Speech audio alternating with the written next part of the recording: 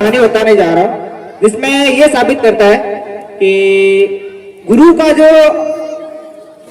जो दर्जा होता है वो भगवान से भी ऊपर होता है। जो गुरु का दर्जा होता है वो भगवान से भी ऊपर होता है, लेकिन लोग मानते नहीं है। तो हुआ था एक बार ऐसा कि एक पुजारी जो मंदिर में रहते हैं, वो पूजा करते हैं मंदिर में, जिसका नाम है वैराग्यवती। वैराग्यवती क्या करते हैं, मंदिर में पूजा करते हैं। जब भी कोई पूजा के लिए आते हैं तो उनसे भी पूजा करवाते हैं। जो पुजारी है, मतलब भगवान विष्णु की भक्त है, वो पुजारी करवाती है। एक बार वो बचपन से ही कोई पुजारी बन के उसके साथ धन दौलत, पुजारी को भी लगभग मिलते हैं, तो उसके साथ भी बहुत सारे धन दौलत है, वो मंदिर में ही रहती है, सब कुछ मंदिर में ही करती है। फिर ऐसा क्या होता है कि एक आदमी आता है, एक चोर उस मंदिर में आके देखता है कि ये जो लड़की है हर रोज यहाँ पूजा करती है, लोगों से वरदान लेती है, दीक्षा लेती है, ठीक है, दीक्षा लेकर इसके पास बहुत सारे पैसे भी होंगे। तो वो चोर क्या चाहता है, इससे ठगा जा सकता है। क्या जा सकता है? इसे ठगा जा सकता है, इसे हम लोग आज ठगेंगे। तो वो चोर क्या है, एक बाबा बन जाता है। बाबा बनने के बाद मंदिर में जाते हैं। मंदिर में जाने के बाद पूजा करने के बाद ही वैराग्यवती को बोलते हैं, बेटा मुझे जल परोसना है, पानी पीना है। तो वैराग्यवती क्या करती है, ठीक है बाबा जी मैं पानी लेके आ रही हूँ, आप पानी परोस लीजिएगा। तो पानी लेके आती है। फिर बाबा जी पानी पीते ही नहीं है, पहले पूछते हैं क्या तुमने दीक्षा ली, क्या तुमने दीक्षा लिया? तो बाबा जी बोलते हैं कि मैं बिना दीक्षा दिए पानी नहीं पीता, मंदिर में बिना दीक्षा दिए पानी नहीं पीता। तो फिर ऐसा बोलते हैं कि ठीक है फिर आप दे दीजिए दीक्षा। वैराग्यवती बोलती है कि दे दीजिए दीक्षा, फिर आप पानी परोस लीजिए। फिर ऐसा होता है कि वो बाबा जी वो तो चोर है, वो तो ठगने के लिए आए। वो क्या बोलते हैं कि हम मंदिर में दीक्षा नहीं देते, हम जंगलों में दीक्षा देते हैं। कहाँ? जंगल में। तो वैराग्यवती बोलती है ठीक है, अब आप जंगलों में ही दीक्षा लेंगे तो मुझे जंगल जाने में कोई ऐतराज नहीं है। बाबा जी बोलते हैं कि वैराग्यवती तुम अपने सारे सामान, जितने भी तुम्हारे पास सोने चांदी जितने भी पैसे हैं, सब कुछ लेके तुम जंगल में चलो, वहां पे तुम दीक्षा ले लेना। तो वो चोर जंगल में ले जाता है वैराग्यवती को जंगल में ले जाने के बाद ही पेड़ से बांध देते हैं। क्या करते हैं? पेड़ से बांध देते हैं और बोलते हैं कि मैं 1 हफ्ते बाद आके तुमको खोलूंगा, यही मेरी दीक्षा है।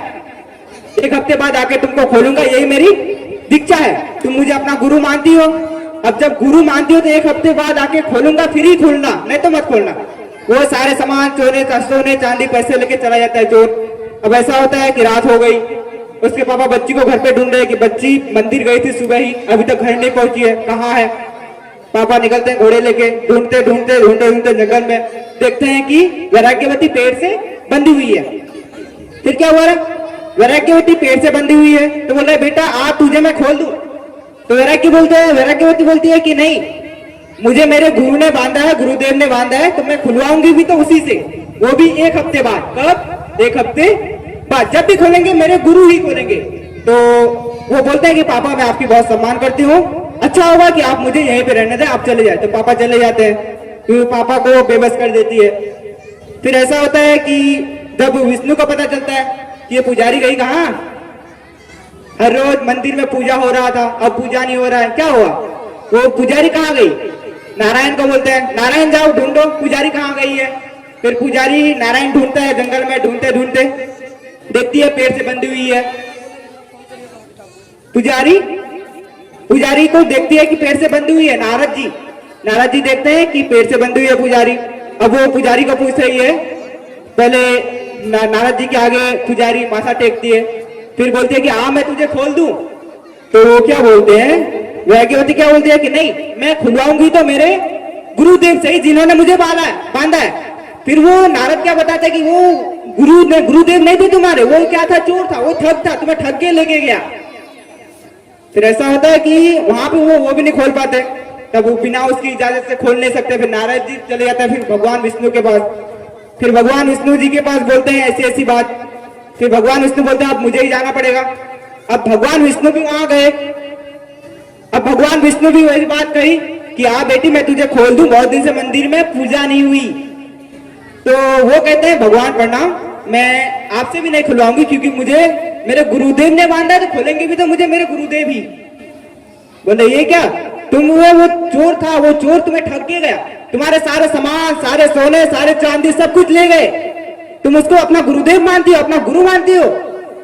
तो बोलते हैं ठीक है फिर, अब जब तुम उसी से खुलवाना चाहती हो तो भगवान है, उनके पास तो कुछ नहीं, किसी को भी कहीं से भी बुला ले।